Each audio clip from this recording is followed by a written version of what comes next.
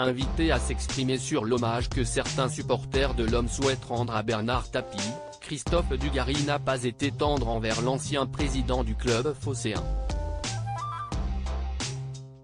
Si est-il le projet d'un fils pour son père et visiblement, ça ne plaît pas à tout le monde. Depuis quelque temps, Laurent Tapie, le fils du regretté Bernard Tapie, est en mission pour tenter de financer la construction d'une statue à la gloire de son père. Une statue qu'il souhaite voir érigée devant l'entrée du stade Vélodrome et de son propre aveu, le projet avance bien. Il nous faut encore un peu moins de 100 000 €, déclare-t-il à la Provence, estimant avoir levé les 2/3 des fonds nécessaires pour la réalisation de l'œuvre. Personnage clivant s'il en est, Bernard Tapie est adulé par une majorité des supporters marseillais, tant il a transformé le club à son arrivée. Sous son règne, l'Olympique de Marseille a remporté la Ligue des Champions, la seule pour un club français, mais malheureusement, il y a également la face sombre. Épinglé pour avoir soudoyé des joueurs adversaires, le club phocéen va être relégué en 2e division française. Un pan de l'histoire qui fait dire à Christophe Dugarry que ce projet de statue n'est pas légitime selon lui.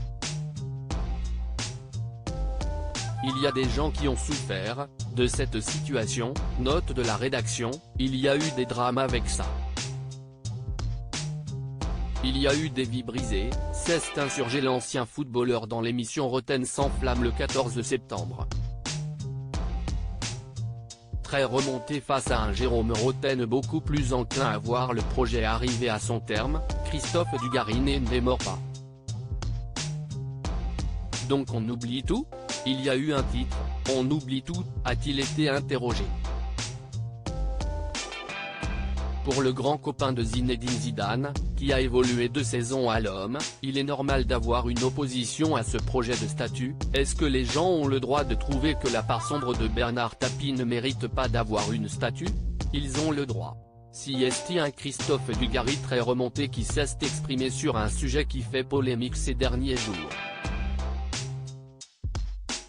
Avec la sortie de la série consacrée à Bernard Tapie sur Netflix en début de semaine, cela faisait longtemps qu'on n'avait pas autant parlé de l'homme d'affaires disparu le 3 octobre 2021.